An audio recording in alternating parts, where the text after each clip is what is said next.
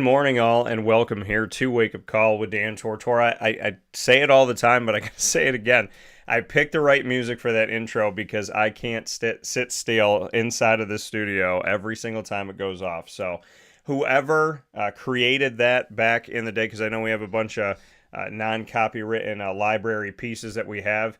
The genius that made that beat that's very simple but still so good. Thank you so much for that. Welcome here this morning to Wake Up Call with Dan Tortora, where sports meets life. We're inside of MonPazPopcorn.com's What's Poppin'. You just went out and saw them at the fair, as well as the Spud Shack, best fries at the fair. So I hope you had a good time at the New York State Fair, and I hope you're having a fantastic time this morning. Speaking of food, Susan and I were speaking about food this entire morning, these last few minutes so far, which is why we're a few minutes back here today. So I'm hungry in the studio, and I have no idea what I'm going to have for breakfast. But Susan is going to be joining me here in just a couple minutes. Susan Kim, the head coach of the LeMoyne Dolphins women's volleyball program, as they've begun their Division I play with 6 matches so far, and an opportunity to head down to Florida for a bunch of matches coming up here in the very near future in just a few days. After that, we'll get into AD and DT with Athletics Director Bob Beretta and myself, Dan Tortora, speaking on Division I competition overall, looking at the world of LeMoyne golf as well as volleyball, and speaking on soccer and cross country and what we've seen so far, and as well as, just an overall look at the competition from the student athletes and coaches and the positivity that has already come from joining Division I. And Bob and I will have the opportunity to make an announcement on an incredible honor that Bob has asked me to be a part of that has left me rather speechless. So you'll get to see that in just a little bit here on Wake Up Call with Dan Tortora, where sports meets life, around 9:30 a.m. Eastern Time. And then we'll jump into what we always do on Wednesdays throughout the year, and that is from 10 a.m. to 11 a.m. Eastern Time, presented by the Wildcat Sports Pub, bringing you fantasy football in focus, every team, every game, every single matchup, fantasy football advice from around the country. And of course, from around the country and the world, you can write in, my fantasy football owners, and give me your thoughts as well as your questions on your specific team, and we'll help you set your fantasy football lineup every week, including today. So with that being said, Susan's here with me, picture in picture inside a Dolphin dive with the LeMoyne volleyball head coach on the D1 start. Susan, how are we doing today? Good. How are you? Thanks for having me on this morning. Absolutely, and happy to have you. I gotta say too, I like the green wall. I know it's like calm and it's simple, but I'm feeling it. I definitely like it. Yeah, I'm actually a little embarrassed because I didn't have a chance to clean up. So you're seeing my office as is. I still haven't really settled in. So yeah, you'll be able to see some cool pictures and stuff here soon.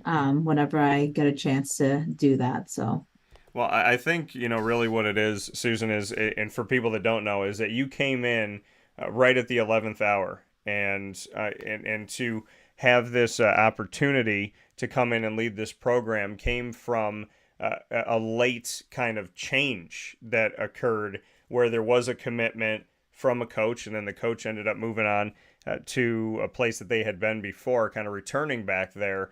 And so I can honestly say that anybody that knows your story of coming in as late in the game as you had to, if your office isn't exactly how you want it because you've been out there recruiting on the 4th of July and getting everybody ready and doing all these things, I think if they knew the behind the scenes, which I'd love for you to share a little bit of your road, they'd understand that an office that isn't exactly what you want it to look like comes from a coach that immediately went out there and tried to make as much of an effect as you could on recruiting instantaneously when you got hired.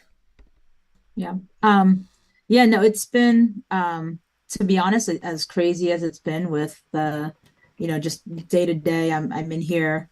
I'm probably spending a large number of hours in the office or on the court, not spending too much time in my apartment. So that's also a mess.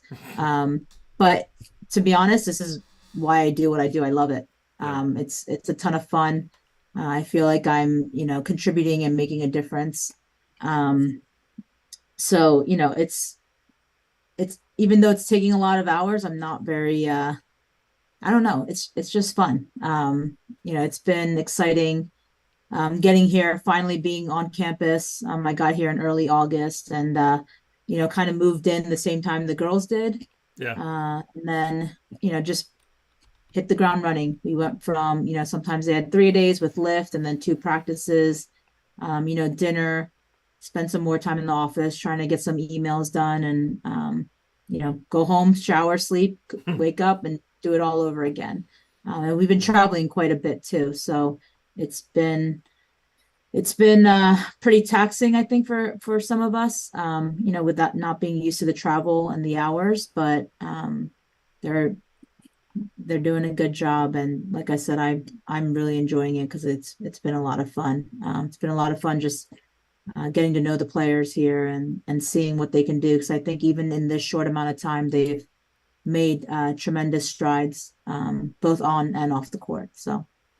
Yeah, and like you said, I mean, you came in early August. We're here in early September. I mean, the team started play just a few weeks after you came in.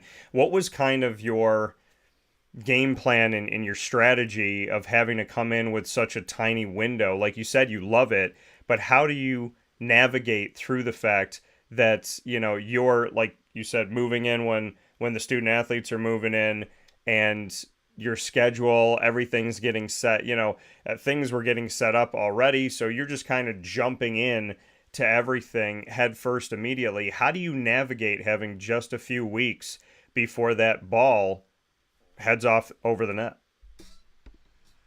I think the number one thing I had to like keep reminding myself is that I I'm one person, Yeah. and so there's only so much I can do.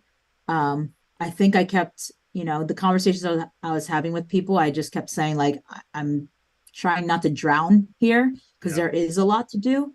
But at the end of the day, I can't do it all, right? So just my main focuses were getting to know the players, trying to establish the culture, Yeah. which we're, continuing to do, and just training them. Getting in the gym and start establishing, the terminology and what I want them to, be paying attention to in the gym and things like that. So the things I can control right now is and while we're in season is the training portion and the culture portion and just getting to know the players and hoping to get buy-in and they understand like where I'm coming from and they get to know me and what I'm about as well. So all the other stuff, administrative stuff, the recruiting and all of that. Now that they're starting classes, I have a little bit more time during the day to do that.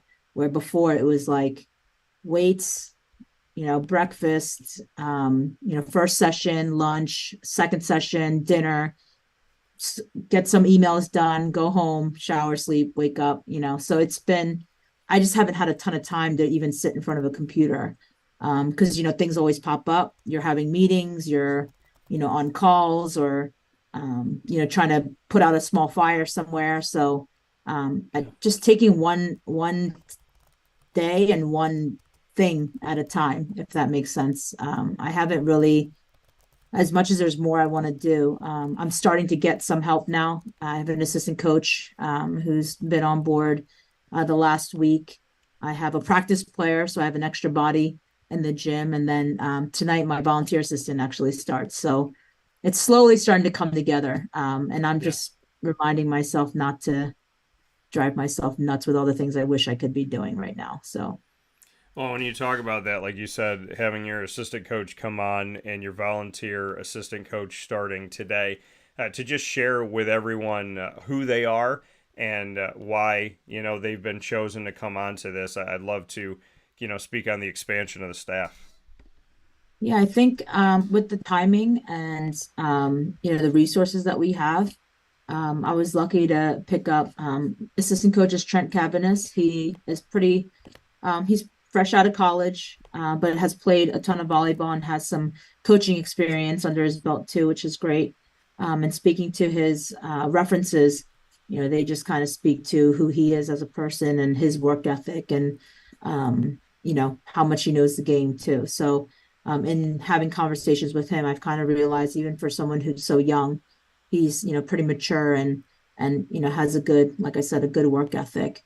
And I've already seen that just in these last days because, he's definitely not making buku bucks working in that position. So he's dedicating a good amount of time, for the amount he's getting paid. And so I'm really thankful for that. And now I have an extra arm in the gym where I feel like some days my arm might fall off. Yeah. But now he's here to help out. And yesterday it helped a ton that he was able to travel with us and go to the game. So he's been a huge help. So yeah, Trent Cavanis, new assistant coach. And then tonight we have Jim Nichols, who is pretty well known in the volleyball community here, and a great player that's coming up, and I think I could learn a lot from him as far as his volleyball knowledge and stuff like that. But he starts tonight, so I haven't had him in the gym yet. But we'll see how that goes. But the conversations that I've had with him so far definitely, kind of talking shop and thinking about the things with volleyball already, I think have been pretty positive. So he knows the game really well. So I'm looking forward to getting some input. And sometimes it's tough. Like what you want to do, but when you're just kind of rattling that stuff off in your own head, Yeah.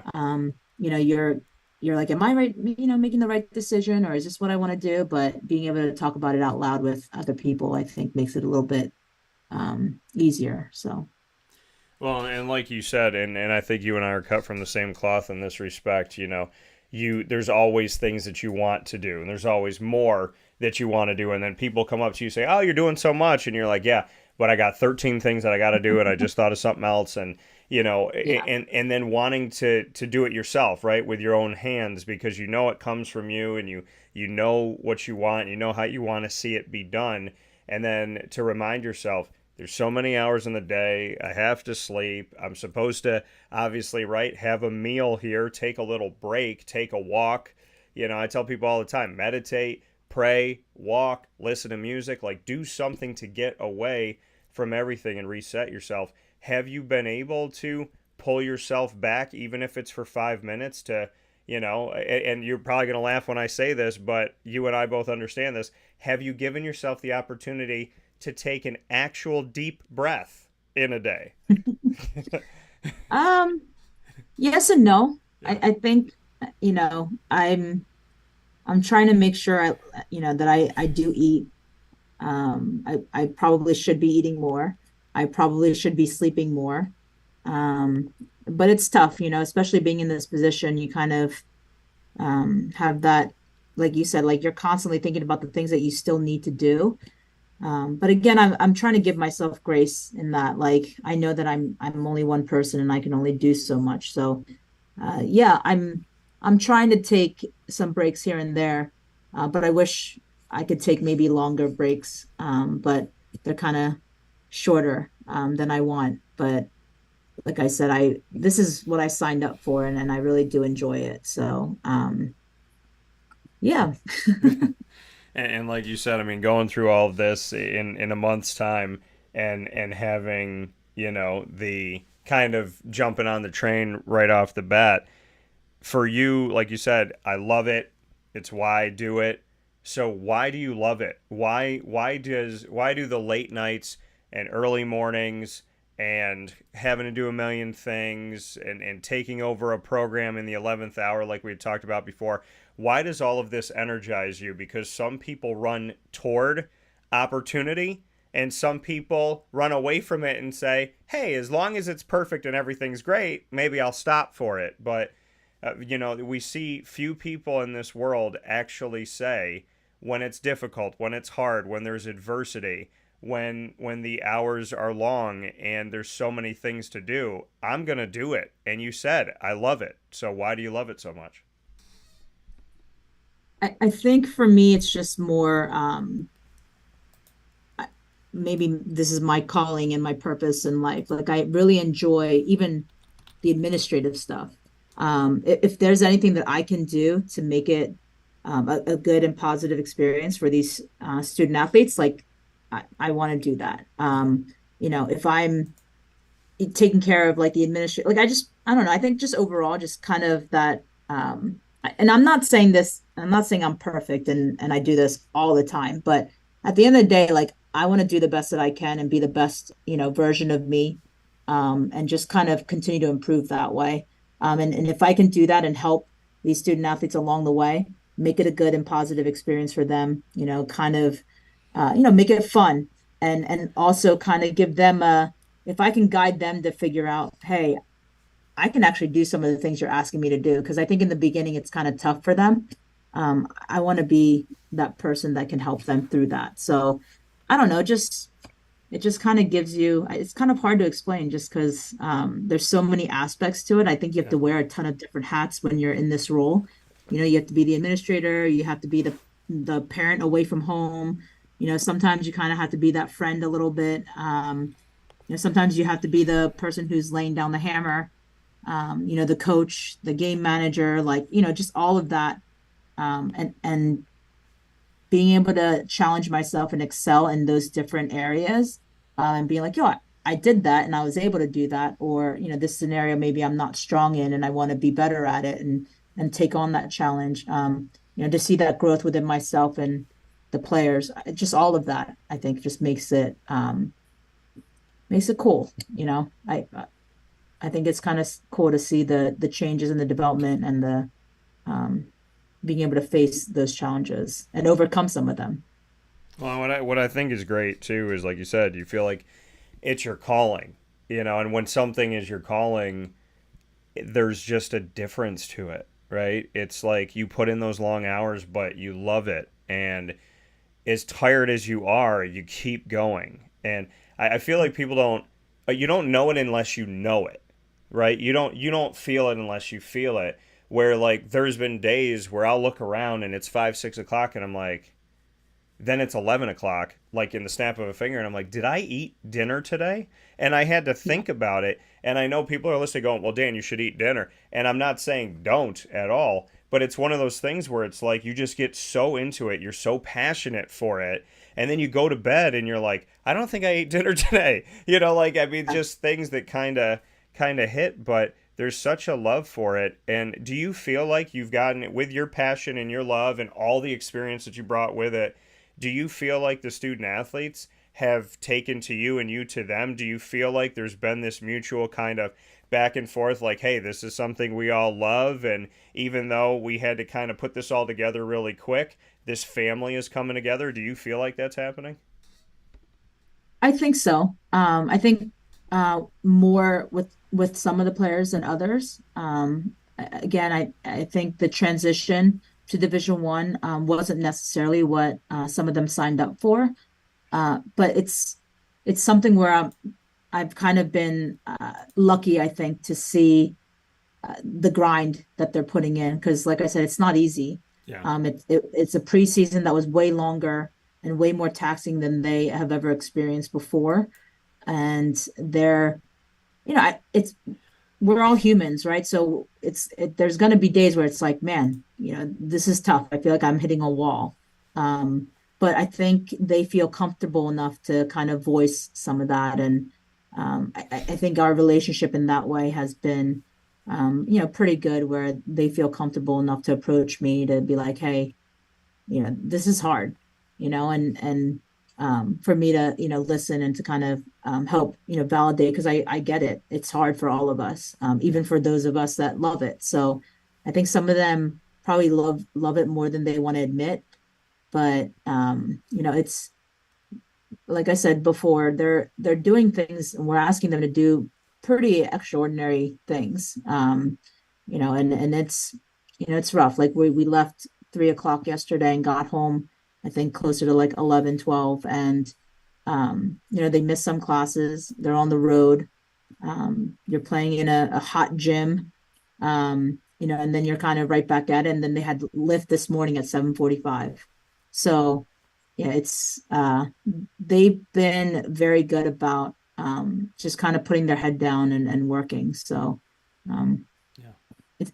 for me, it's been as a coach, you kind of can't ask for more because I know they didn't necessarily sign up for it, but for the most part, they've been on board. So Yeah, in this Division 1 move, kind of looking at the bigger picture before I let you go, Susan Kim here with me, the head coach of LeMoyne Dolphins women's volleyball here in this edition of Dolphin Dive in their D1 start. 6 matches in, And there's a few points that you made that I want to make sure we get to. But one of the things is the bigger picture, and I feel like you and I, in the short amount of time we've known each other, we've been able to have really open, honest discussion about a lot of things, which I thank you for very much so. And one of the things that's been on my mind and really bothered me when we take a look at the big picture of Division One athletics is with all of this conference realignment, there are teams, schools, institutions that are going to be facing each other in volleyball that are 2,500 miles away, 2,400 miles away, 2,700 miles away, 2,800 miles away, 40-hour trips on a bus, 39-hour, 28-hour. And here's the thing, the reason why, and when people are like, well, why are you tracking the hours? Why are you tracking what it's like for them to be on the road? Because not everybody cares about Olympic sports in their institutions. They don't put the money in there for a charter. They don't want to put them on a plane. And so your field hockey teams, your volleyball teams, your soccer teams in certain places, as well as, I mean, the list goes on and on. Softball and whatnot. I mean, there's this lack of respect for Olympic sports, and it feels like in realignment of the Big Ten taking West Coast teams, now the ACC taking Cal and Stanford, that from Cal and Stanford to Syracuse, New York, where LeMoyne plays, in order for you to get there, if you were to drive, it's like an arching horizontal line across the country that is over 2,800 miles and a 40-hour trip, barring any type of stoppage for traffic or construction. Yeah. How do you view it as a volleyball coach with all of these moves being made when you talk about it's not always something that people sign up for? Well, I don't think any student athlete signed up for almost 3,000 miles in between, and people forget about jet lag. And when you're going across and you're going from Syracuse to California, for instance, when these things are happening in the big picture of Division One athletics, and they're going to be happening in conference, the craziness of how they have to go across the country, and then you would imagine they'd have to play a bunch of games over there, so stay over there. So they're not going to class, they're not sleeping in their own bed, they're doing a lot of things online, they're missing stuff. As that's happening, they're probably going to be playing games, matches on the way back home in order to save time there. So we could be talking about a volleyball team that goes across to the West Coast in Division One athletics, plays 3-4 matches, and isn't home for almost a week, sleeping in their own bed, feeling any type of normalcy. What is going on big picture with Division One athletics and all of this conference realignment, where places like the Big Ten and the ACC really seem like Olympic sports were just never consulted on anything? And I'm not trying to pick out a conference, I'm just picking out the distance of these conferences. Yeah. I mean, it hasn't personally affected me, but obviously it's driven by either football or basketball, right? And it's you saying all of that, I'm like, thank goodness I'm not a part of that. As much as I love the travel, Yeah. and I love it. I love all of this. I love the stage of Division One. I like the traveling. I like, walking into those arenas and things like that. But to do that on a regular basis, I have some friends that are in the Power Five and having conversations with them and the trips that they're making, like even our bus ride that was just a little over an hour yesterday, but the weekend before we were in Rhode Island, which was about 5 to 6 hours. It takes a toll on your body. And Yeah. and the food and the lack of rest, and you're not, even if you're on the bus sleeping, like you're not really, like I'm small, I'm short, so I can lay on a bus and fit kind of where, but I've actually been feeling kind of achy the last couple of days. So I'm like, it's definitely because I was on a bus for 5, 6 hours, like it's not super comfortable. So I couldn't imagine, doing that kind of travel. It's a lot. And I definitely think maybe they should be looking at it from a different standpoint, and not the entire, maybe each sport,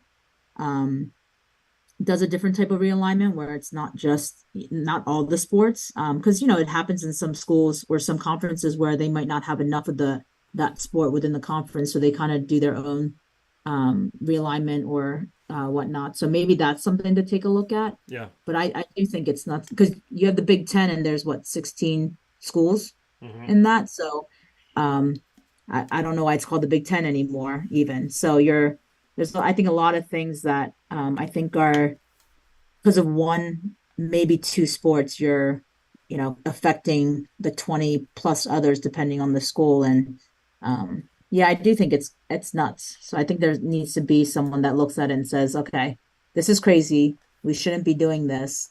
And maybe they should take a look at each sport and see and do different realignments that way. Because as much as you want to play some of the bigger schools, I think people do that in preseason and have those Yeah. contests, but to do that on the regular during the school year, because I think they should also have a college experience too, Yeah. right? As much as you want them here to be a part of the volleyball program, I think there's things about living life as a college student that they should also be able to get to experience. It's not like they signed up to be a pro athlete. So yeah, I think the line does have to be drawn somewhere at some point. Well, I mean, and you brought it up. I mean, it's a decision for really one sport, if not two. Being so involved and so in love with the sport of volleyball, how how do we make this better? Because LeMoyne cares. There's a reason why I'm partnered with LeMoyne. Bob Beretta, Linda Lemura, different breed of human beings in the best of ways.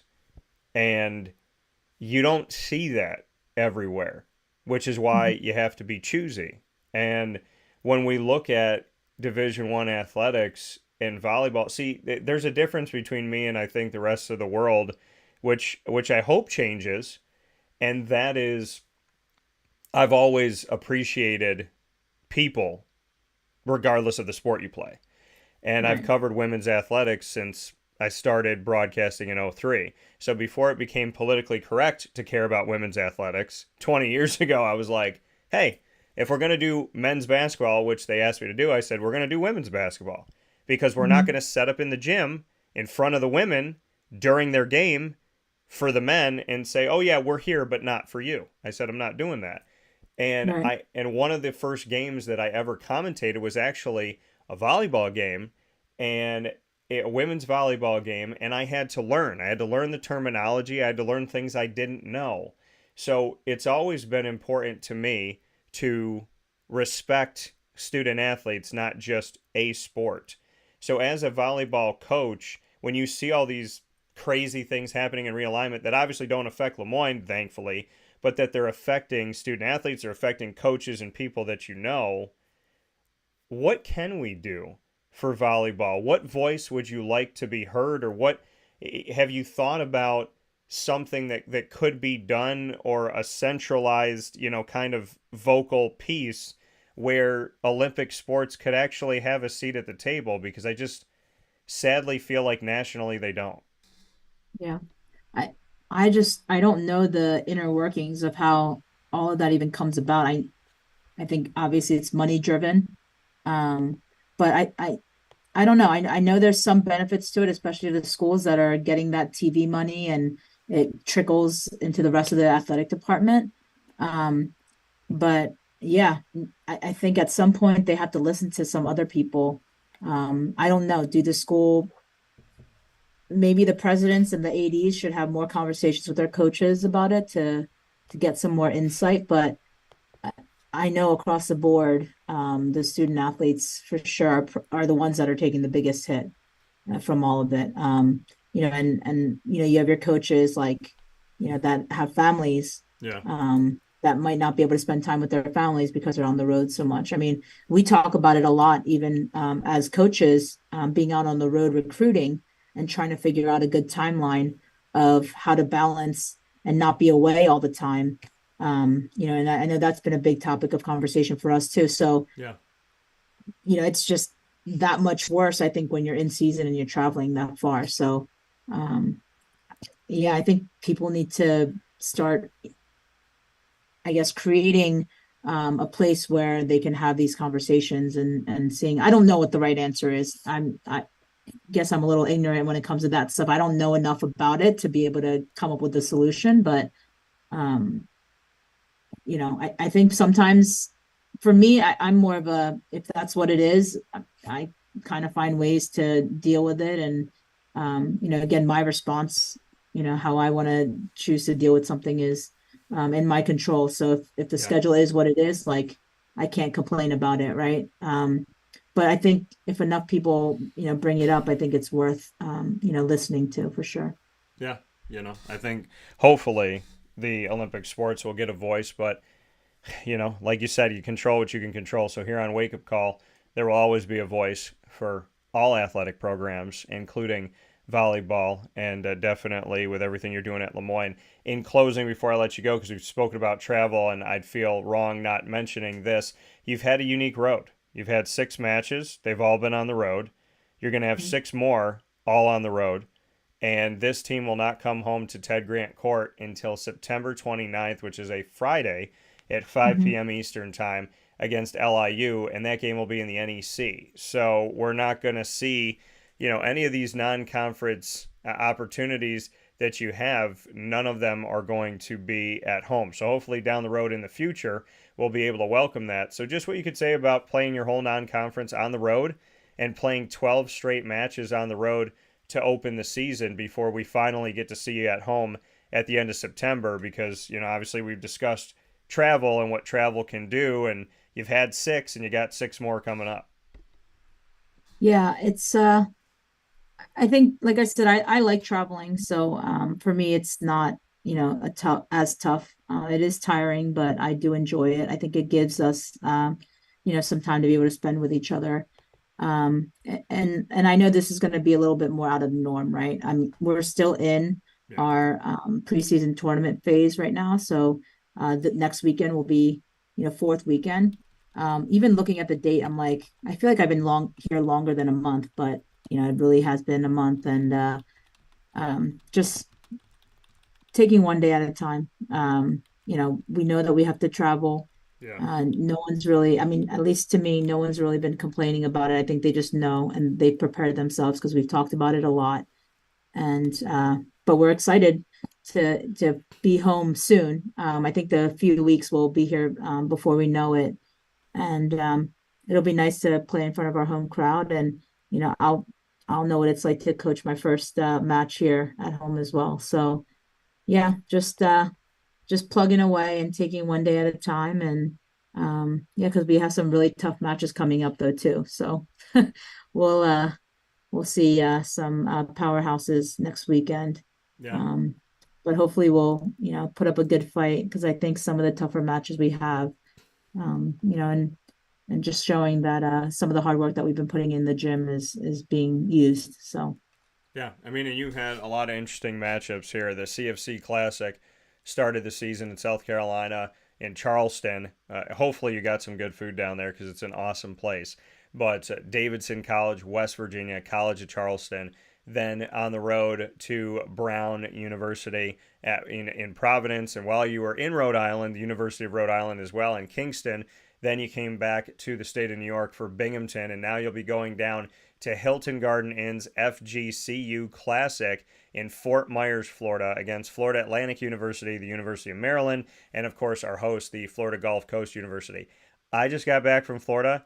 It's a second home. Fort Myers is 3 hours from Disney, which I do know that part. But yeah, you will be by beach, fun, heat, opportunities to hopefully get a tan and relax. So I can say, yeah, with all this travel that we've spoken about, I would like to think that your student athletes are excited that they get to go down to Florida here. And when most people are coming back from all their summer vacations and starting school, this is a nice like summer trip that also happens to be sports related as well. yeah.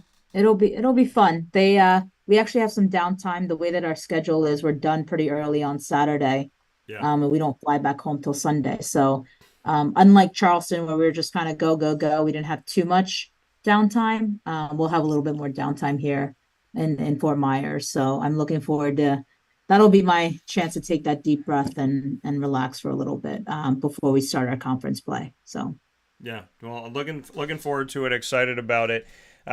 Lastly, here, just a positive or two that you take away from these matches, and that maybe didn't show up in the win loss column, but that you've seen from this team as you get set for the FGCU Classic down in Fort Myers, Florida. What have you seen that you're building on and kind of utilizing when you speak to the team of saying, "Hey, we're doing this or we've done this"? What are some of those pieces that can build this foundation? yeah, we talk a lot about like our energy and effort. Those are things that we can control Yeah. and trying to, hit a certain mark where we're maintaining that energy at a certain level so we can sustain it for the rest of the match. And they've seen that when they put, a ton of effort and keep that energy high, they've come out strong and have done some good things. We've been working a lot on serving and being tough, on the back end line. And we're working a lot on, just the eye sequencing and making sure we're seeing the right things and putting up a good block and being good defenders. So they're definitely starting to, some of the stuff is starting to click.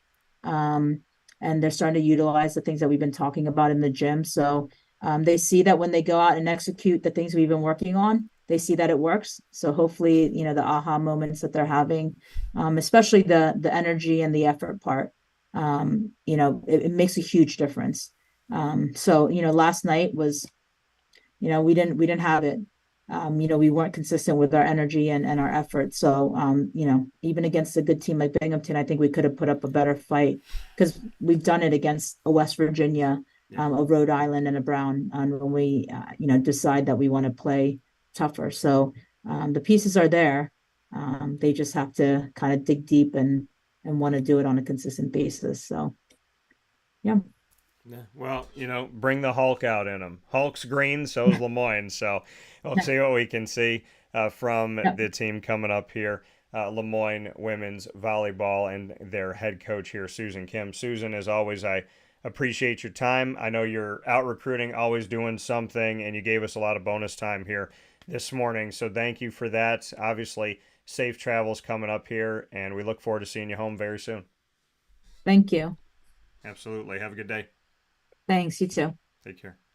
Bye. That coming once again from Susan Kim here on Wake Up Call with Dan Tortora, where sports meets life, the head coach of the volleyball team here at LeMoyne on the Heights, and definitely everything that she is doing. Keep in mind, folks, once again, came in and has been at LeMoyne for about a month. So to see this opportunity arise for her to be the head coach here and everything that she's worked to do in such a short amount of time, I give her a ton of credit. And like I said, people that simply look at the win-loss column aren't truly paying attention to what athletics really is, because athletics is so much more than simply the win-loss column today, right? It's something that when we look at the reality of where we're at in any sport at any given time, the win-loss column is going to show you certain things, but ultimately what it comes down to is all of these other pieces. When people say, how did the team that went 0 and whatever to start the season 2 years ago, how are they so good now, right? And you could say it about any sport, and people can't figure out how does a team go from not being that great to being great, and it seems like it happened overnight. Well, it never happens overnight. It happens when these things that aren't showing up in the win-loss column are occurring. And for those of you that, are actually paying attention to them, you can see it. You can see the growth. You can see the maturation. And I appreciate Ball Talk with Twan said she's doing a great job, and she is. And that's the appreciation that I have for Susan, is the fact that this team will win. There will be positives down the road. And those of you that take the time to pay attention beyond the win-loss column, are going to see it coming, and you'll be able to talk about it when other people are trying to figure out how it happened. So to the student athletes out there, I know it's tough to lose. I know it's tough to not, have a W, and there's something that a W feels like that's just different, obviously, right? That's why when you play any sport, you want to get that victory because it hits different. But at the same time, for those of you out there that are working on this volleyball team, and everybody at Division I that's trying to figure things out at LeMoyne as we all make this transition together, I want you to know that I'm proud of you. I want you to know that your hard work, your effort, and your enthusiasm will pay off. I want you to know that making the memories right here, that no matter what happens, you're making history. Right? Every single team at LeMoyne right now in this moment in 2023-24, you're all making history. Because this is the first time LeMoyne's been a fully fledged Division I institution. And so you all get to be a part of that. Every coach, every student athlete, every staff member, everyone involved, you get to be a part of that. Every faculty member, every teacher, every groundskeeper, every construction worker, everybody that's putting all this together that's a part of the greater and bigger picture. Thank you. Keep working hard. Keep your faith. Stay together. And understand that win, lose, or draw, you've gotten to go to Charleston. You're going to get to go to Florida now, right? You get to experience things you wouldn't have experienced in Division II, and now you get to do that in Division I. So, to me, like Bob said, the championship experience. And to have women's volleyball at LeMoyne on a plane for the first time ever, that's another positive. So to all of my student athletes on the volleyball team at LeMoyne and everybody at LeMoyne, keep fighting, keep pushing. We've already shown on the soccer field that we belong in Division I. We've shown in golf, finishing in front of Division I teams, we belong in Division I.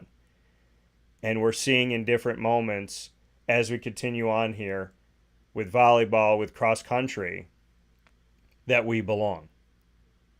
And so keep fighting, keep working, keep getting after it, and know that I'm always a fan. I'm always supporting you. And I'm super, super proud of each and every single one of you, all the sacrifices you make, all the time that you take. It doesn't go unnoticed. So thank you, Susan. Thank you to the volleyball team, and thank you to all the coaches and student athletes at LeMoyne. Keep fighting on, and although it may not show up in the win-loss column right now, what you're building and the history you're creating will always be appreciated by those of us who take the time to see it while it's happening. So God bless y'all, and fins up. We'll take a step aside for a fast break. We'll be back. For those of you being patient, Bob Beretta and I have some breaking news that has left me rather speechless. We'll talk about it right after this. Carvel DeWitt, it's what happy tastes like. Do you know why? Because we make ice cream. Creamy, rich, flavorful ice cream. Not yogurt or iced milk like some of our competitors. Ice cream. Fresh, by hand, daily. For the calorie conscious, we have something new for you. Our new Carvelite. Same great flavor, creaminess, and texture of our regular ice cream with only 35 calories an ounce. So whether you want an ice cream cake, flying saucer, dasher, carvalanche, hard or soft ice cream, we will satisfy your craving with our fresh, handmade regular or new Carvelite ice cream. Carvel DeWitt. It's what happy tastes like. The Wildcat Sports Pub in Camillus, New York is located on 3680 Milton Avenue in the Home Depot Plaza. It is your family-friendly sports bar and restaurant. Folks, some sports bars aren't family-friendly. Some family-friendly restaurants are not sports bars. The Wildcat Sports Pub in Camillus, New York is proud to be both. It is that marriage that you've been looking for years. The Wildcat Sports Pub is your home base for your sports bar and restaurant needs, games for the kids, indoor and outdoor activities, and enough things on the menu to come back every single week and get to try something new. They're open Sundays from noon to 8 p.m., Monday through Wednesday, 11 a.m. to 11 p.m., and Thursday through Saturday from 11 a.m. to midnight. For reservations and party information, call 315-487-2222 for the Wildcat family-friendly sports pub and restaurant.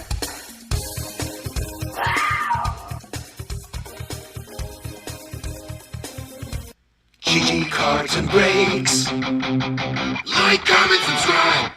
GG Cards and Breaks available to you on 639 Delmar Place in Syracuse, New York, right off of Teal Avenue. They are your home for your sports card hobby. If you are just getting into the sports card world or you've been in it for a long time, we welcome everybody to the same hobby.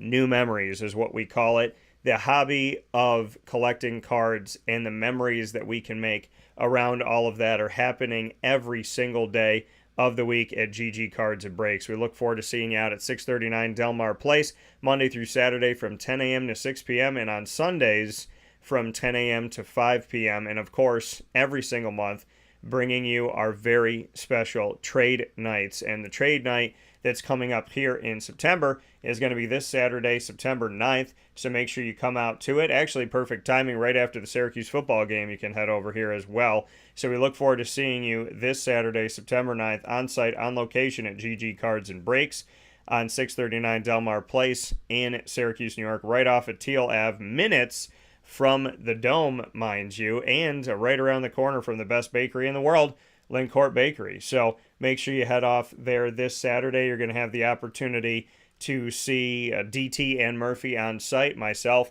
as well as Brendan Murphy. I wasn't referring to myself in the third person. I was referring to the to the actual segment. So DT and Murphy, Brendan and I will be on site, on location at GG Cards and Breaks. We'll be buying, selling, and trading our card lot, as well as broadcasting and having a good time out there. So we're bringing something new, an extra wrinkle to GG Cards and Breaks. We look forward to seeing you out there and having some fun this Saturday, September 9th from 6:30 to 9:30 p.m. on 639 Delmar Place in Syracuse, New York. So make sure you head out to GG Cards and Breaks. Let them know that Wake Up Call sent you, and definitely head out for trade night, where people of all ages get involved in the same hobby, making new memories at GG Cards and Breaks.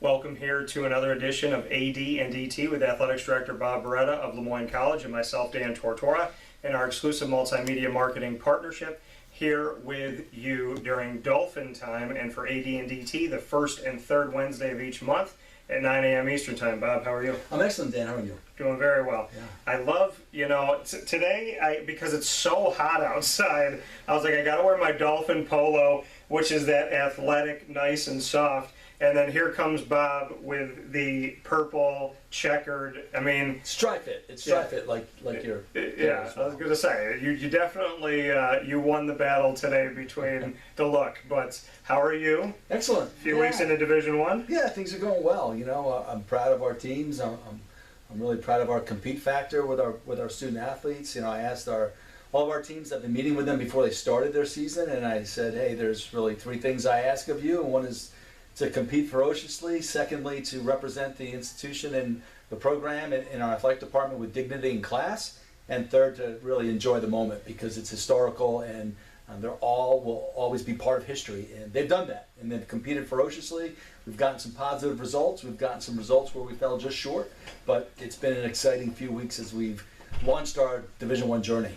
Yeah, and you and I got to go to the first women's soccer home game as Division I program. So we got to witness that game, which ended up being a 1-1 draw against Rhode Island.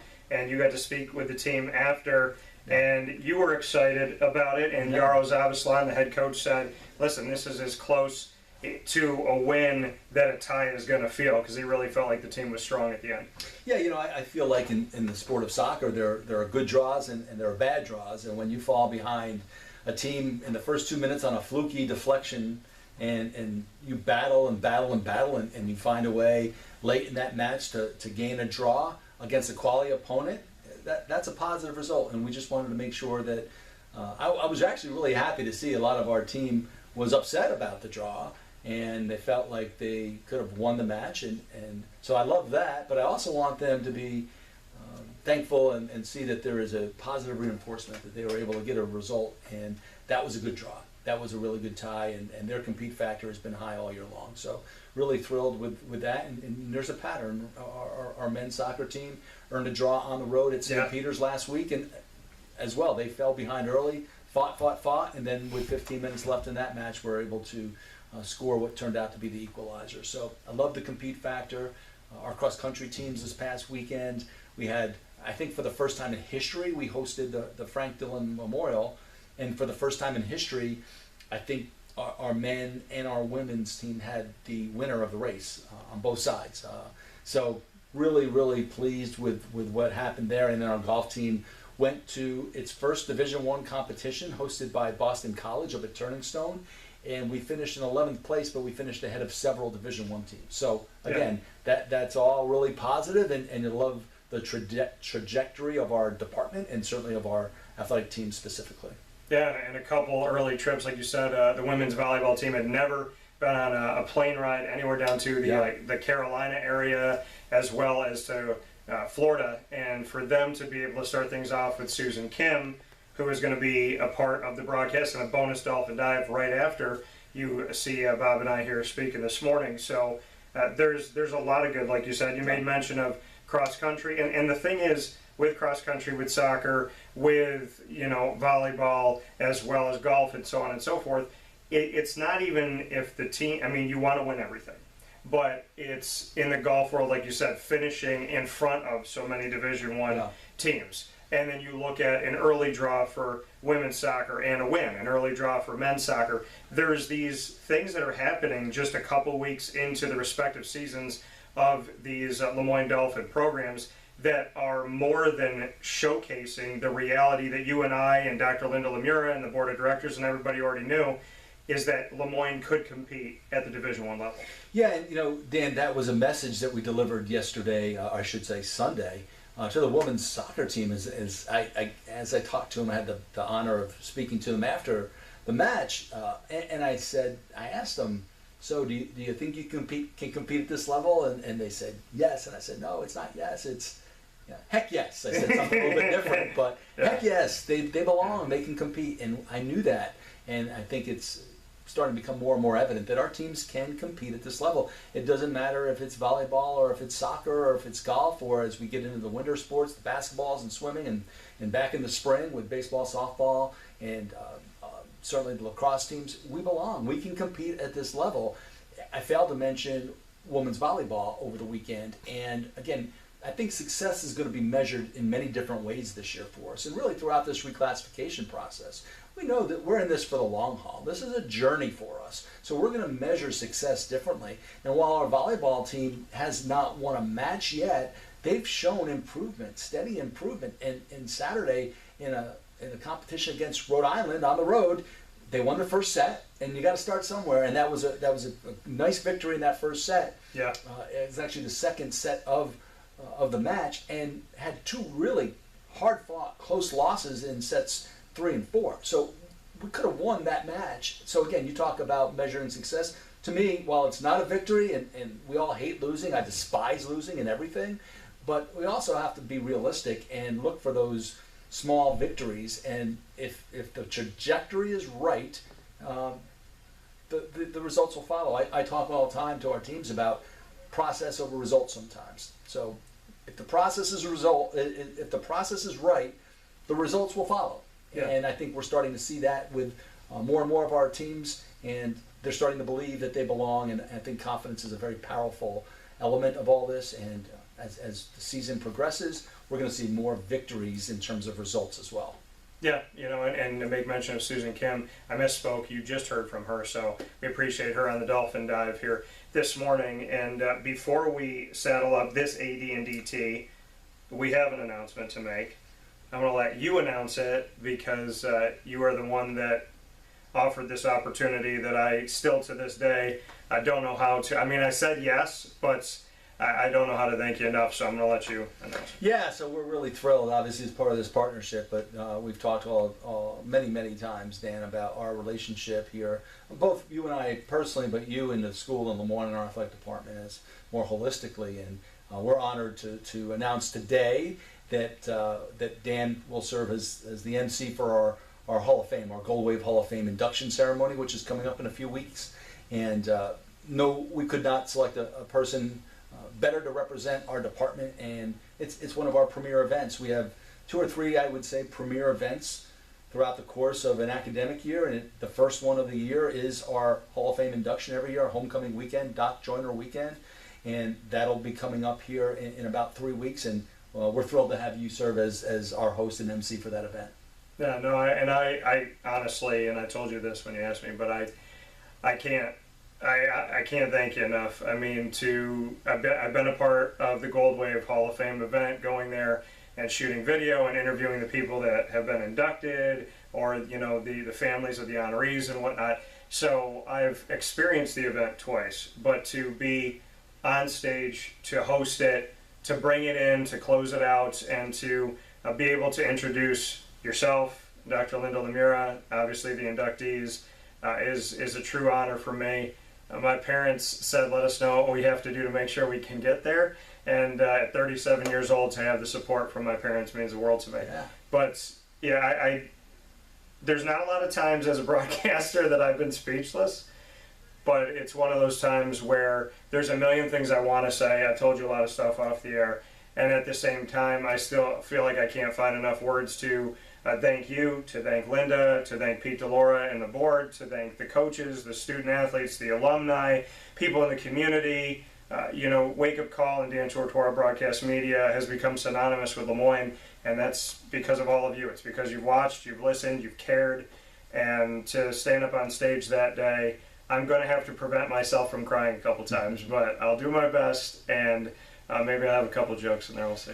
Well, it's an emotional day, obviously, for the inductees, their families, for Dan, and really for myself. It's again, one of the premier events that we host, and we're in the goodwill business, whether it's goodwill to our community, goodwill to our student athletes, our staff and faculty here, and that day is special. Mm-hmm. It really is. To imagine, that's the highest honor that we can invoke on any of our former student athletes, coaches, or staff members. And to be part of that, have a small role myself in being able to preside over the department and have a small role in the induction banquet itself is really quite an honor for me. And I'm so thrilled that we're able to share it with you and have someone of your stature who's so passionate about LeMoyne athletics and LeMoyne College. And it's going to be a special day for a number of different people, and we really look forward to having you be part of that and presiding over our festivities that day.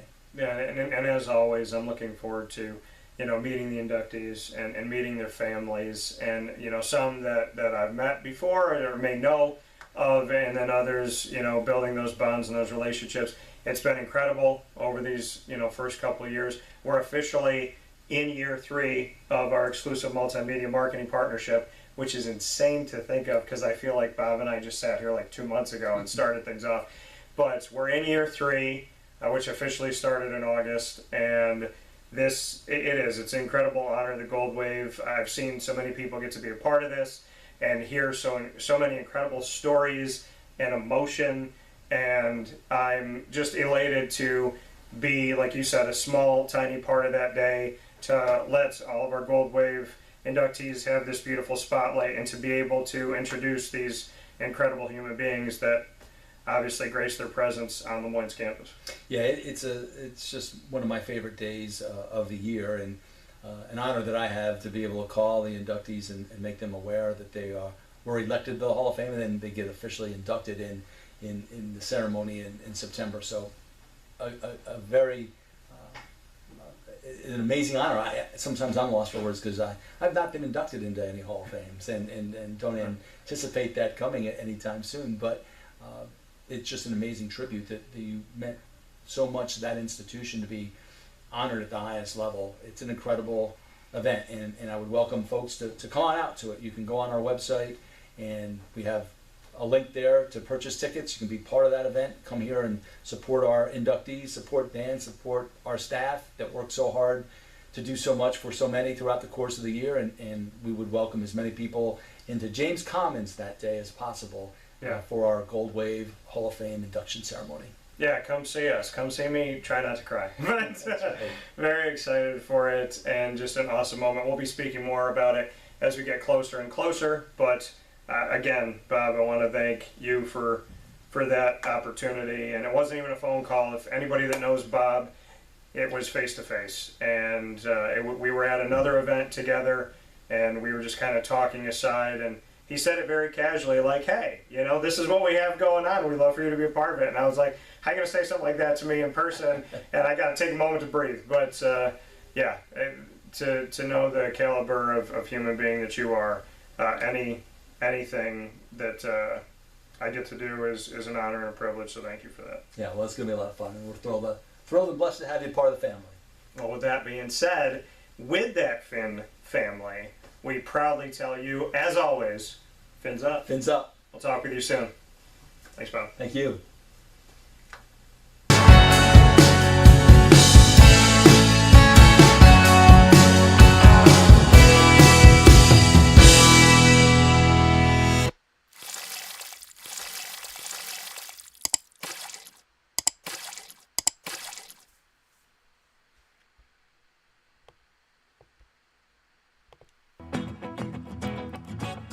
Hi, this is Amy from Mother's Cupboard, home of the whole frittata. We are open daily 6 a.m. to 1:30 p.m. For takeout orders, call 315-432-0942 and tune in to Wake Up Call with Dan Tortora for our monthly food challenge and try our Wake Up Call signature menu item available 7 days a week.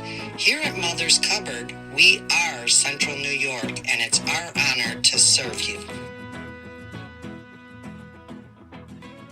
Ma and Pa's Kettle Corn and Popcorn Factory remind us that every day is worth celebrating. Find them at 201 Old 7th North Street in Liverpool, New York. Open Monday through Saturday in-store and all the time online at maandpaspopcorn.com. Serving our Central New York community and beyond, you can order all throughout the country at maandpaspopcorn.com. And remember to get your tins, which have in-store half-price refills forever. Ma and Pa's Kettle Corn and Popcorn Factory, available to you for fundraising and all of your events by calling 315-450-6272. That's 315-450-6272. Ma and Pa's Kettle Corn and Popcorn Factory. How corny are you? This is Jimmer Sikowski, owner-operator of Chick-fil-A Cicero, 7916 Brewerton Road in Cicero, right in front of the Home Depot. I had a deep feeling that God wanted me to do something bigger with my life and to help people, help others. I kept putting Chick-fil-A in my life, and I realized as I was going through the franchise selection process that positively impacting the lives of others was really core to what we do here at Chick-fil-A. First of all, it starts with the food. The food is brought in fresh daily.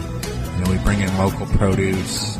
We prepare to order in the kitchen. We hand bread our chicken. We hand spin our milkshakes. It's great food. It doesn't taste like fast food. I think the second thing is the way people feel when they come in a Chick-fil-A restaurant. It's different. We try to treat people with intentional kindness here, which is very different and deeper than good customer service. And so I think it feels remarkable for most people to come in a Chick-fil-A restaurant. And then lastly, the impact that we try to have in the community is very different. It's a big part of the expectation of every operator of a Chick-fil-A restaurant is that they're actively engaged in their community, they're a leader in the community, and they're making a difference. When they realize that what we're striving to do is to shine a little light in their life, that's a very, very different experience than you will have in any other quick service restaurant. And it's that remarkable experience that I think people will emotionally connect with. What is up, my good people? Welcome back here to Wake Up Call with Dan Tortora, where sports truly meets that thing called life. I hope you're having yourselves a wonderful morning this morning and making the most out of your day. It is a very special day for me as I have the opportunity to say something that I haven't gotten to say in a really long time, and that is welcome back to the NFL. College football has already kicked off. The NFL is kicking off tomorrow for those of you watching live. Today, on Thursday, September 7th, the season begins for the NFL's 2023-24 campaign. And I am absolutely, positively ecstatic about this. The Detroit Lions will take on the Kansas City Chiefs. The game will be on NBC, even though it's Thursday Night Football. Remember how last year they did this too? Thursday night somehow ends up on Sunday Night Football's channel. NBC will be kicking off this season with us. Detroit at Kansas City, so I'm sure you'll be able to watch it on Peacock as well at 8:20 p.m. Eastern Time. And then from there, we got a plethora of games on Sunday, and Sunday Night Football will take us already to the NFC East divisional big-time matchups. The NFC East has done this in the past before where they play some of their big-time games right out of the gate. Dallas at the Giants will be Sunday Night Football, the first Sunday Night Football of the 2023-24 season at 8:20 p.m. Eastern Time on NBC as well, mirroring the same time from Thursday Night Football. And on Monday Night Football, we'll have the opportunity to remember September 11th, remember all of our heroes, remember all of the lives that return to heaven that day, and hopefully remember as a country, which I was trying to say last night during Toppings and Touchdowns, whether you're Republican, Democrat, Independent, left, right, up, down, around the corner, whatever your religion, sexual orientation, background, the amount of money that you make, language that you speak, whatever it may be, that we may learn as a country again how to come together, how to love each other, how to be together, how to support one another, to not let things get out of hand to a point where we don't recognize our country, which is, I feel like, where we're getting to. So I know there's good people in the government, and I know there's people in there that haven't seemingly had our best interests.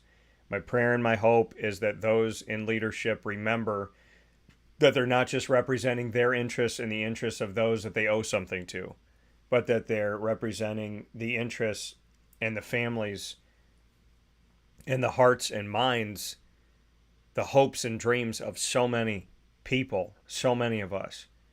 So to everybody that has an opportunity as a leader to make a decision on a small or large level, remember that you're not just representing yourself and your interests, but you're representing others.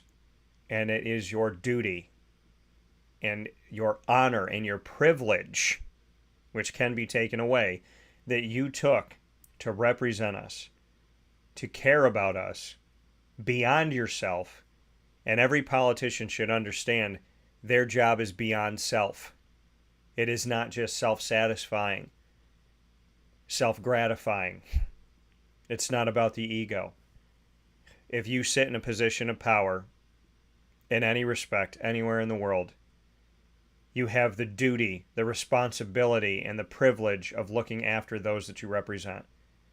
And I pray and I hope that you will do that with love, with grace, with humility, with selflessness, with God, with faith, with kindness, with generosity, with empathy, with compassion, and with love. That's what I was trying to say every time. And that's what I say today. So, God bless you all. God bless America. And God bless the world and everywhere where life exists. So, much love. With that being said, and I say that as we were talking about September 11th and Buffalo Bills facing off the New York Jets, as we get to remember this day where so many gave their lives, put their lives on the line in order to help total strangers. That America is the America worth fighting for. That America is the America that we need to live today. We said we would never forget. And unfortunately, in our society, I think many people have. Tragedy is a terrible thing. Not learning from it, not coming together, and not becoming a stronger family amidst the tragedy is an even larger tragedy. 9/11 was terrible. Not being good to each other today is even worse. It means those people died in vain. And I refuse to let that happen. So, may we come together, may we stay together, may we be together, and may we look after each other. You don't have to be your brother's keeper, but you can most certainly help your brothers and your sisters out there in this greater family that all comes from God. God bless y'all. And God bless the souls in heaven from 9/11 and all of their loved ones here on earth and in heaven. May they all be together always and forever, because dying you destroyed our death, and rising you restored our life, God. I love you. And I send my love to every family everywhere. So this game on 9/11 on Monday, it's not a game. It's supposed to be so much more than that. And I really hope that as a nation, we start to love each other up instead of tearing each other down. A house divided is extremely easy to conquer, but a house that stands together is untouchable. Even in the weakest moments, it will stand strong. Even when you think that it's being touched, right, knocked down a little bit, it'll find its way. So may we band together. And yes, there are two teams facing off against each other that day, but may we as a country stop facing off against each other and love each other. That's the message that I want right now, and that's the message I want during 9/11 and beyond. Be good to each other. Be kind, be compassionate, and care. With that being said, as we step in to this beautiful football season, and I pray and I hope that everyone stays safe and injury-free, and God bless. And if any injury happens, may it be something that is easily healed from, and may you heal swiftly and fully. God bless to each and every single one of you, and for good, may you heal. So with that being said, let's jump into fantasy football, as it is my honor and my privilege every single season to bring this to you for many, many years now. Fantasy football in focus, proudly presented by the awesome team at the Wildcat Sports Pub on 3680 Milton Avenue in Camillus, New York. Very happy to jump into football season with you, so let's do it. NFL Week 1. And if you have any questions about your specific team, any thoughts, maybe you have a draft coming on in the 11th hour, whatever you got going on, send it off to me. I'll be more than happy to help you set your fantasy football lineup, help you with your draft, this, that, and the other, as well as the waiver wire and free agency. Whatever we can do to help, we will do. I'm a human being, so Lord knows I'm not going to make every single perfect decision, because I'm not a perfect person, but I love fantasy football and I love to help people. So putting those two things together, it's my honor to help you set your lineup and get you ready for this season. So if you have questions, send them in. We love getting them on youtube.com/wakeupcalldt, facebook.com/wakeupcalldt, and on wakeupcalldt.podbean.com. The business circuit wrote into us, can you rate my 8-man team? Yeah, send it over. You got to copy and paste it. So if you tried to send it as a picture or something, maybe it didn't come through.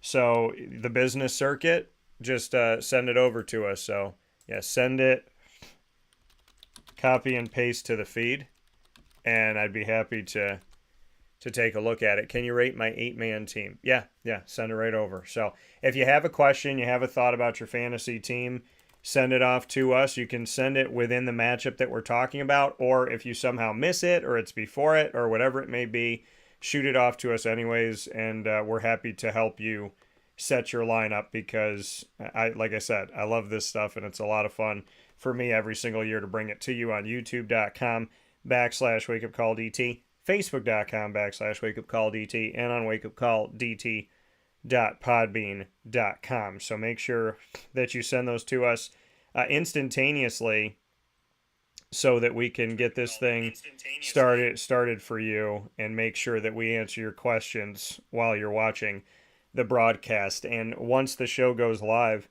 we jump into the archives as well. So know that we will be on Amazon Music, Audible, iHeartRadio, iTunes and Apple Podcasts, Player FM, Podbean, Podchaser, Podvine, Spotify, and TuneIn, as well as YouTube. So make sure you head off there as well. Fantasy football advice coming to you starting every week with Thursday Night Football when it is Thursday Night Football, and then into Sunday, the 1 o'clock games, then the mid-afternoon games, and then Sunday Night Football, Monday Night Football is how we do it. So if you come into a broadcast and you're trying to figure out where we are in the broadcast, just look at the schedule that is lined up next to us, and you'll see that we move in order of games from Thursday to Sunday to our Monday night games as well. So happy to help you with that, and happy to set all of that up and have some fun with you. So always appreciate the time and always appreciate the opportunity. Send off your fantasy football questions to us now. So fantasy football advice for all NFL Week 1 games for the 2023-24 season, happening live right now on Wake Up Call, and we are sharing this all with you as well, so you can tune in and send your questions, and so make sure that you do that. And we're going to start with the first game, which, and like I said, the schedule will be right next to us. So if you're listening to the show and it's live or on playback and we're talking about Tampa at Minnesota, then you know coming up next would be Tennessee at New Orleans as an example. So send in your questions on your team or teams, and we'd be happy to help you. And the business circuits, we're happy to help you as well. So let's see if they had sent it up to us. All right, so we got it here from them. Mahomes, Eckler, Tony Pollard. I'm guessing that's Jeff Wilson that you have here, Jeff Wilson, or maybe it's Garrett Wilson. So just let me know which it is, if it's Jeff Wilson Jr. or Garrett Wilson that you sent me here. And then we have a Deontay John. I'm guessing it's Garrett Wilson because there's only Garrett Wilson. Okay, thanks, Business Circuit. Appreciate it. So Pat Mahomes, Austin Eckler, Tony Pollard, Garrett Wilson, Deontay Johnson, Darren Waller, Najee Harris, Terry McLaurin, Commanders defense, Evan McPherson as your kicker, and your bench is Christian Kirk, Deshaun Watson, and DeAndre Swift. What moves should you be looking to do? It's week 1. So, unless there's somebody out there that is just ridiculously been left out there, which, probably has not happened if people are drafting accordingly, I would imagine that there's not much out there right now. I wouldn't look at moving anybody. It's week 1. So I know people get their teams and they get excited and they want to wheel and deal, but think about this, as an NFL team, right? When you start your season as an NFL franchise, you got your players and you're trying to work them out and see how they are as the season goes on. Hopefully you've made the right moves going in. So I wouldn't look at trading anybody or moving anybody unless it's a really great opportunity for you to do. So I would probably hang tight right now, unless there's something that you've been offered that I can look at, and then I can give you my thoughts on that. So if there's ever a trade that comes up, folks, send them over to us. We love to help you with those as well. So, if there's a specific trade, but, a trap that a lot of people fall into, and this is an unfortunate thing here, is that some of us we want to wheel and deal so much because we just love it. Right? We love the experience and we love kind of getting into everything. So we want to trade people off really, really quick. And I would caution you of doing that. Or if you have a player that just doesn't perform well for, the first week or the first couple weeks, and, people start to freak out and they want to just, throw these players out as fast as they got them. So just take a breath, take a break, and understand it's the start to your season. Trust yourself in what you drafted. If you have gotten your team all together and your team is set for week 1 and you're already looking at your team and you're already panicking, then that might be an admission to yourself that you don't think you drafted well. Or you might just be paranoid about it. So just take a little breather, take a little step back, and understand that things will start to shake out and show themselves as the season progresses on. So I always caution people to not make any crazy moves especially in the first 2 weeks. But if there's a really good trade that you feel like you just can't pass up and you want to send it to me, feel free to do that as well. The business circuit said I had the 4th pick. Do you think I did well? 4th pick out of how many teams? I think your team is good, but I just want to know here. So 4th pick out of how many in your league?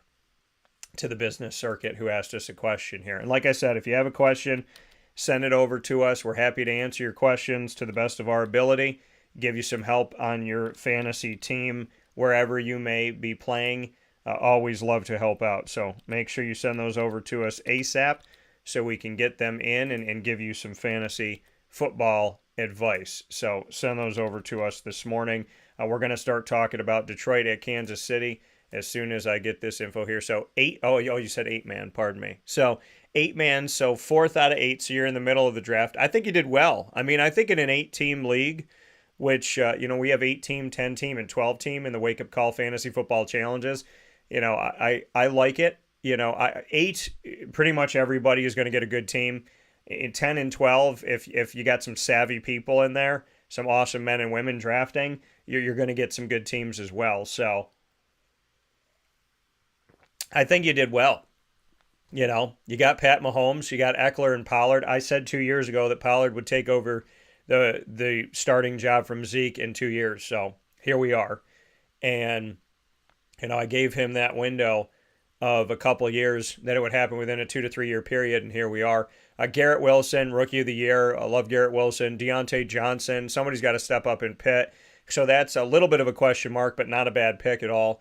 And then Darren Waller, we'll see what he does with the Giants, but he was at times the number 1 receiver for the Raiders. And then Najee Harris, love Najee, a good guy catching out of the backfield and running the ball. I think the Steelers' offense is going to be more prolific than people are giving it credit for, maybe. Terry McLaurin, guy that finds a way to have awesome receiving yards, no matter how many quarterbacks are throwing to him. Commanders defense, I picked them up in one of my leagues. I'm good with that. Evan McPherson, a good kicker, so for Cincinnati for the Bengals. And Christian Kirk, I cover him firsthand with the Jaguars and been able to interview him face-to-face, and I'm definitely a fan of what Christian Kirk's done. He did more than what I thought he was going to do, so I like that. Deshaun Watson is your backup quarterback. We'll see. But in an eight-team league, there's going to be other quarterbacks out there if something happens. And DeAndre Swift's in Philly now, but I like it. So I would say that I would give you, let's see here, probably if I had to on the spot here, the business circuit, give you a grade, I'd probably grade your team. I'd probably give you a solid B+. Probably give you a B+.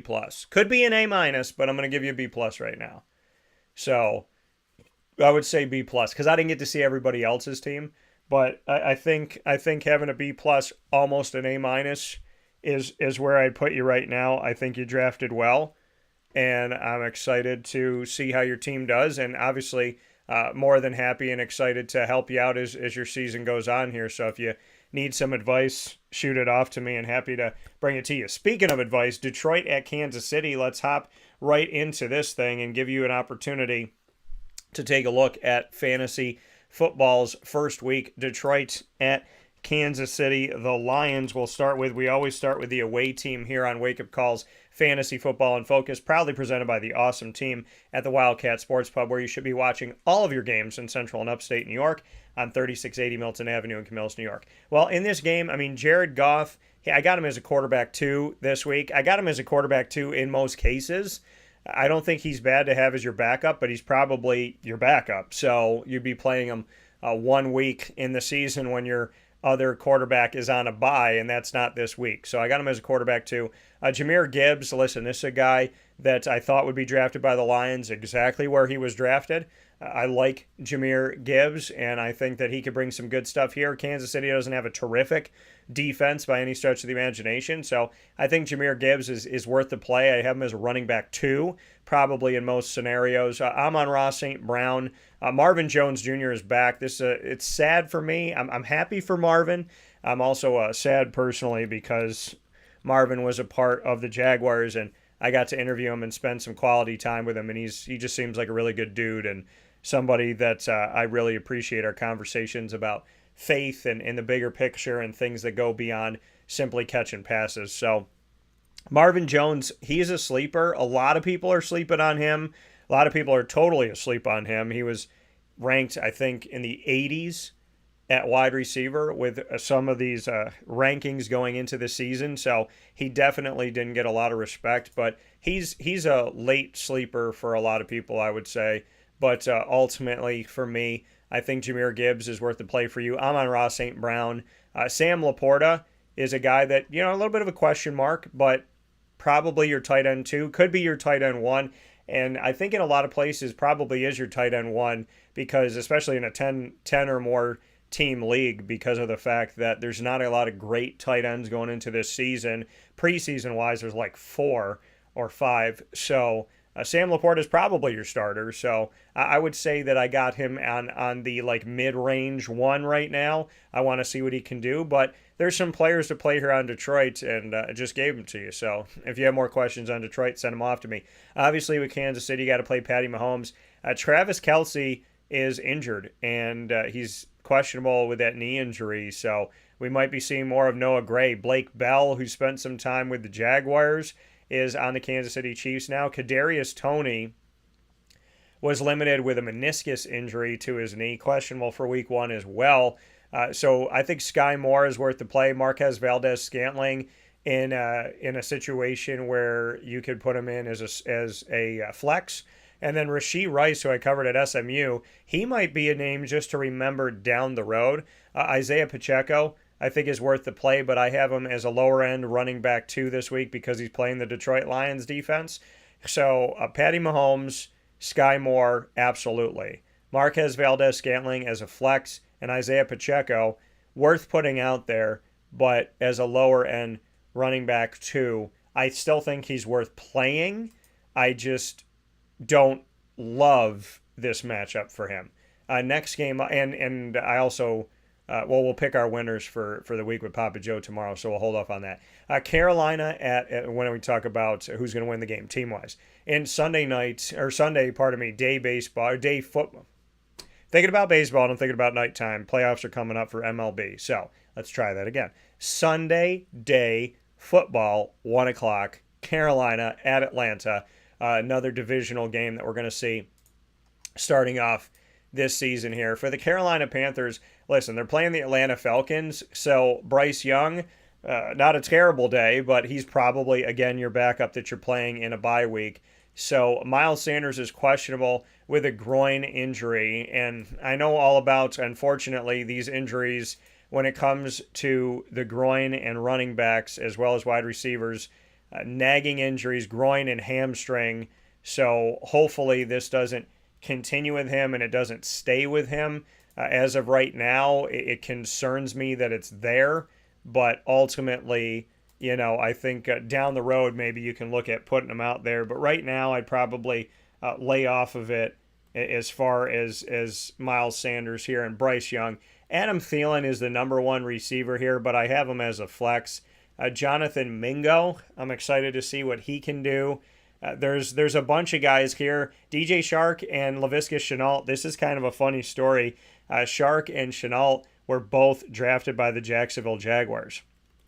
And in being drafted by the Jacksonville Jaguars, are both obviously not Jaguars anymore, but now they're Panthers on the same team. So they were teammates. Now they're teammates again. And Carolina and Jacksonville both came into the league at the same time back in 1995. So just some cool kind of background information on that unique opportunity for DJ Shark as well as Laviska Shenault Jr. But I mean, I don't see really the heavy nod to play any of these Carolina Panthers in week 1. I'm not sold on Hayden Hurst, who is, the starting tight end. Tommy Tremble, look out for him. Ian Thomas has hung out with